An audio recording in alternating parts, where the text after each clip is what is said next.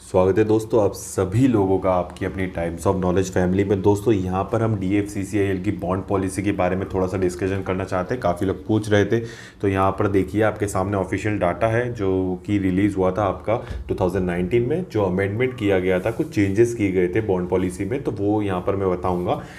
तो जो पहले बॉन्ड पॉलिसी होती थी वो कुछ ज़्यादा ऐसा हम डिस्कस नहीं करेंगे, आपके सामने ही है, आप देखिएगा। तो ये पहले की बॉन्ड पॉलिसी आपके सामने इस लेफ्ट वाले पोर्शन में देखिएगा, तो यहाँ पर आपको दिखेगी। तो ये डिस्कस हम नहीं करते, अब हम पढ़ते हैं नई वाली बॉन्ड पॉलिसी आखिरकार क्या है। तो वो देखिए, बॉन्ड का ऐसा सीन है कि देखिए DFCCIL में बॉन्ड का सीन चलता है, बॉन्ड पॉलिसी दे रखी है, आपको जॉब छोड़नी हो, कहीं और आपका जॉब लग जाता है, तो इन सब के बीच में अगर जो टाइम पीरियड है उसके पहले अगर आपको ये सब चीज़ें करनी होती है तो ये बॉन्ड का काम तब आता है। तो ये बॉन्ड तभी आपको यहाँ पर भरना पड़ता है, तब जाके आपका वो पूरे तरीके से आपकी प्रोसेस आगे की बढ़ पाती है। तो इसमें क्या पॉलिसी है, क्यों ट्रांसफ़र हम बॉन्ड कर सकते हैं या नहीं कर सकते, या फिर हमें कितना पैसे भरने हैं अगर हम जॉब छोड़ते हैं, कौन सी जॉब के लिए कितना बॉन्ड है, तो वो सारा हम यहाँ डिस्कस कर लेते हैं। इंपॉर्टेंट है क्योंकि अगर आप तैयारी कर रहे हैं एग्जामिनेशन की और अगर आप इसके बाद आप नहीं जानते कि आपके साथ क्या होने वाला है, तो वो चीज़ भी गलत बात है, तो आपको जानना ज़रूरी है। तो यहाँ पर देखिए एग्जीक्यूटिव की, यहाँ पर हम जो ये वाला साइड देखेंगे, इसमें ये हमारा नया अमेंडमेंट होके आया है, ये वाला हमको अप्लाई होगा बॉन्ड। तो देखिए हमारे पास अभी जो रिक्रूटमेंट निकला है DFCCIL का, वो निकला है एग्जीक्यूटिव, जूनियर मैनेजर और जूनियर एग्जीक्यूटिव का। ठीक है, इसमें अलग अलग ब्रांचेस हैं, अलग अलग फील्ड्स हैं। तो अब यहाँ पर बताऊँ, जो पहला वाला सीन है, देखिए पहला वाला जो है 3 ईयर का, 3 ईयर दोनों में ही है। पहला वाला executive EO level two AM दे रखा है, यानी इसके अंदर आपका एग्जीक्यूटिव वाली पोस्ट भी आ गई है, जूनियर मैनेजर वाली पोस्ट भी आ गई है। ऊपर की पहली 2 पोस्ट आपकी इसके लिए एप्लीकेबल होगी।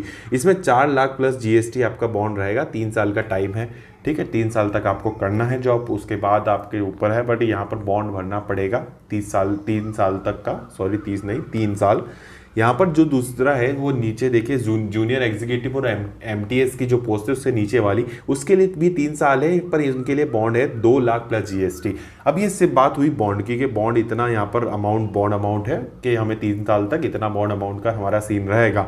पर कुछ ऐसे यहाँ पर चीज़ें हैं, कुछ कंडीशंस हैं जो कि यहाँ पर आप देख लीजिए कि बॉन्ड ट्रांसफ़र और अगर आप नौकरी छोड़ना चाहते हैं, जो भी चीज़ें उसके लिए कुछ एक यहाँ पर कंडीशंस इन्होंने प्रोवाइड कर रखी है, तो वो बताता हूँ। देखिए पहले 2 पॉइंट जो है वो पहले दो पॉइंट डेप्यूटेशन और यहाँ पर एब्जॉर्प्शन के ऊपर है। देखिए डेप्यूटेशन का काम क्या होता है, डेप्यूटेशन में वो रहता है कि कोई दूसरे सेंट्रल या स्टेट गवर्नमेंट का एम्प्लॉय होगा, वो उनको कुछ काम से या फिर कुछ ऐसा रिक्रूटमेंट निकलता है, फिर कुछ ऐसी रिक्वायरमेंट होती है दूसरे डिपार्टमेंट में, गवर्नमेंट डिपार्टमेंट या PSU में, तो उसमें वो आपका डेप्यूटेशन बेसिस पर वहाँ पर वो एम्प्लॉय वहाँ पर आएगा, ठीक है, ज्वाइनिंग लेगा। बट यहाँ पर बात आती है एब्जॉर्प्शन की। तो एब्जॉर्प्शन ऐसा है कि डेप्यूटेशन पे ऑलरेडी वो आ चुका है, तो परमानेंट एब्जॉर्प्शन पे उसको रख लिया जाएगा। अगर वहाँ पर ऐसी रिक्वायरमेंट अगर फर्दर नीड होती है कि हम परमानेंट उस एम्प्लॉय को एब्जॉर्ब कर सकते हैं इस डिपार्टमेंट में, तो उनके लिए होता है। तो पहले 2 पॉइंट उनके लिए। हम यहाँ पर अभी फिलहाल ज्वाइनिंग के लिए अभी की प्रोसेस नहीं हुई है, हम ज्वाइन भी नहीं हुए हैं, अभी हम एग्जाम देंगे, फिर सिलेक्शन होगा, तो हमारे लिए नीचे के पॉइंट इंपॉर्टेंट हो जाते हैं अगर हम ज्वाइन करने के बाद हमारे साथ क्या होना है।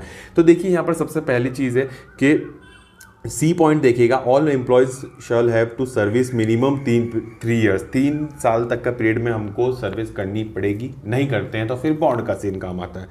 Irrespective of their mode of induction, ठीक है, मोड ऑफ इंडक्शन इररिस्पेक्टिव मतलब किस तरह से वो आए हैं डिपार्टमेंट में। तो देखिए हमारे लिए डायरेक्ट रिक्रूटमेंट हो रही है, अभी हम डायरेक्ट रिक्रूटमेंट के बेसिस पर जाएंगे।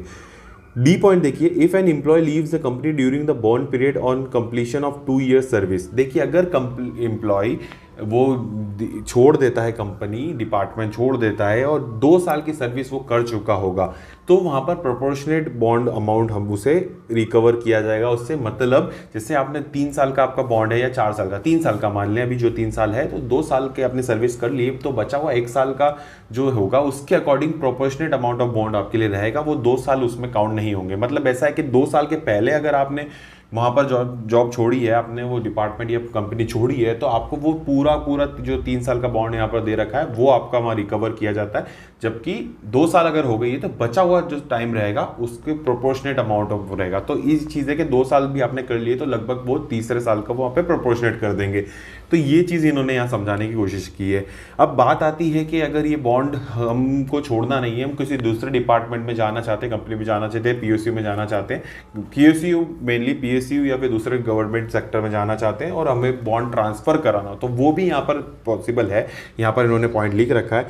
देखिए एक और चीज़ यहाँ पर डीओपीटी की गाइडलाइंस है ट्रांसफ़र करने की, और यहाँ पर सारी चीज़ें हैं, क्योंकि देखिए in regard to the forwarding और of application for outside employment, मतलब आप डीएफसीसीएल में हैं और आपको फॉरवर्ड करनी है आपकी एप्लीकेशन आउटसाइड, मतलब दूसरे डिपार्टमेंट में, कि हमें यहाँ पर से यहाँ पर हमारी ज्वाइनिंग लेनी है, हम यहाँ से छोड़ के आपके वहाँ आएंगे, तो the same shall be forward as per DOPT guidelines. जो डीओपीटी की गाइडलाइंस है, आप देखिए सिलेक्शन होगा, उसके बाद आपको सारी गाइडलाइंस और आपको पूरा मिल जाएगा आपको सर्कुलर की कैसे क्या चीज़ें रहती है, पॉलिसी है, तो वो उसमें रहेगा ही सही। तो फिर द बॉन्ड इज ट्रांसफरेबल, इन्होंने पॉइंट लिख रखा है, ट्रांसफर आप कर सकते हैं बॉन्ड को। तो देखिए यहाँ पर बात आती है बॉन्ड ट्रांसफर वाली सीन, तो इसमें देखिए कि यहाँ पर नेक्स्ट पॉइंट पढ़ते हैं, the revise policy shall be effected for from the date of notification of the instruction. ठीक है, हाँ ये चीज़ उन्होंने वो बोल रखी है, the revise policy shall be applicable to the existing employee also. ठीक है, जो ऑलरेडी एग्जिस्टिंग यहाँ पर ऑलरेडी काम कर रहे हैं उनके लिए भी, पर हमारे लिए तो ठीक है ऊपर अब आएंगे डायरेक्ट रिक्रूटमेंट से। तो बात है ट्रांसफ़र वाला सीन। ठीक है, तो ट्रांसफ़र यहाँ पर बॉन्ड होता है, आप दूसरे सेक्टर में जाएंगे, बट वो डिपेंड करता है कि वो सामने वाला डिपार्टमेंट उसको ट्रांसफ़र के लिए वो आपको अप्रूवल देगा या नहीं देगा। आपको कुछ नहीं फॉरवर्ड करनी है एप्लीकेशंस, ठीक है, आपको ये सारी चीज़ें फॉरवर्ड जो भी प्रोसीजर रहता है, देखिए आपको मैं दिखाता हूँ। तो यहाँ पर देखिए इसमें यहाँ पर बता रखी है फॉरवर्डिंग ऑफ एन एप्लीकेशन, आपको एप्लीकेशन आउटसाइड एम्प्लॉयमेंट के लिए आपको फॉरवर्ड करनी पड़ेगी, ट्रांसफ़र ऑफ बोर्ड का सीन है। तो इस तरह से पूरा यहाँ पर प्रोसीजर रहेगा कि आपको वहाँ पर सामने वाले डिपार्टमेंट में ट्रांसफ़र करना है। तो पर ये आपको अलाउ किया जाता है डीएफसीसीएल में कि आपको बॉन्ड ट्रांसफ़र करने की अनुमति दी गई है। तो अगर आपका बॉन्ड ट्रांसफ़र हो जाता है दूसरे सेक्टर में, दूसरे पीएसयू या गवर्नमेंट सेक्टर में, आप अगर आप ज्वाइनिंग लेना चाह रहे हैं और अगर वो उनके अप्रूवल पे आपका बॉन्ड ट्रांसफ़र कर दिया जाएगा, तो ये चीज़ के लिए भी डरिए मत कि बॉन्ड ट्रांसफ़र नहीं होता, तो वो बॉन्ड पॉलिसी वहाँ रहेगी, तो ये चीज़ रहेगी। बट अगर आपको छोड़ना ही है और अगर आपको बॉन्ड ट्रांसफ़र वाला सीन भी नहीं है, तो आपको बॉन्ड रिकवर करना ही पड़ेगा, और जिसके लिए मैं बता चुका हूँ सारी चीज़ें। ठीक है, 2-3 साल तो कर है पूरा, पर आपको 3 साल करना ही है जॉब, अगर नहीं करनी है तो बॉन्ड रिकवर होगा, और अगर 2 साल तक आपने कर लिए तो बचा हुआ 1 साल के अकॉर्डिंग होगा। यहाँ पर जो आप देख रहे हैं वो आपके सामने एप्लीकेशन है, जिसको फॉरवर्डिंग ऑफ एप्लीकेशन की मैंने बात बताई थी, वो यहाँ पर ये चीज़ फॉर्मेट है। आप डिपार्टमेंट में जाएंगे तो आपको पूरी तरीके से वो मिल जाएगा सर्कुलर, सारी चीज़ें आपको पता चल जाएंगी अगर आप इस प्रोसेस में चलते हैं तो। बट देखिए आपके सामने बता दूँ, एलिजिबिलिटी दे रखी है जिसमें कहा गया रेगुलर एम्प्लॉय होना चाहिए डीएफसीसीएल के, या फिर आपके कोई सस्पेंशन ऑर्डर नहीं होना चाहिए, प्रोसिक्यूशन कोर्ट का नहीं चल रहा चाहिए, या फिर डिपार्टमेंट प्रोसीडिंग में कुछ प्रॉब्लम फेस हो रही हो, कुछ भी चीज़ें हो वो नहीं होनी चाहिए, तो एप्लीकेशन फॉरवर्डिंग में प्रॉब्लम आएगी। यहाँ पर 4 एप्लीकेशन आपको एक ईयर में फॉरवर्ड करने का ऑप्शन है, तो ये चीज़ें आपको बता रखी है। और नीचे आपसे कुछ डाटा पूछा गया, तो इस तरह से ये पूरी चीज़ें रहेंगी। देखिए कुछ अभी ज़्यादा इस पर डिस्कस नहीं करते, तो ये इस तरह से रहेंगी, ये फॉरवर्ड करेंगे, इसके बाद अप्रूवल और वो पूरा प्रोसीजर जो है वो आपको तब पता चल जाएगा। अभी आपके लिए सिर्फ इतना जानना था कि बॉन्ड पॉलिसी क्या है, क्योंकि आप अगर एग्जाम दे रहे हैं, आप सिलेक्शन चाहते हैं, तो आप सोच के चलिए कि आपको आगे 3 साल तक इसमें काम करना है, नहीं करना है तो आपको इतना बॉन्ड अमाउंट का रिकवर करवाना है, वो होगा। तो वो चीज़ें रहेंगी, तो उसको सोच के ही आपको जॉब और ज्वाइनिंग लेनी है। तो यही आपको बताना था मुझे। तो ठीक है, आई होप आप ये पूरा क्लियर समझ गए होंगे। टेलीग्राम ज्वाइन करना चाहते हैं तो टेलीग्राम ज्वाइन कर लीजिए, वहाँ पर सारा डिस्कशन होगा। बाकी दूसरे हैंडल्स भी हैं, थोड़ा एक्स्ट्रा वहाँ पर भी चीज़ें अपडेट्स आती रहती हैं, तो आप लोग एक बार चेक कर लीजिएगा, पसंद आए तो वहाँ पर भी साथ बनाइएगा। तो मिलते हैं नेक्स्ट वीडियो में इसी जगह पर आपकी अपनी फैमिली में। जब तक ले चलता हूँ, विदा लेता हूँ आप सभी लोगों से। जय हिंद, वंदे मातरम।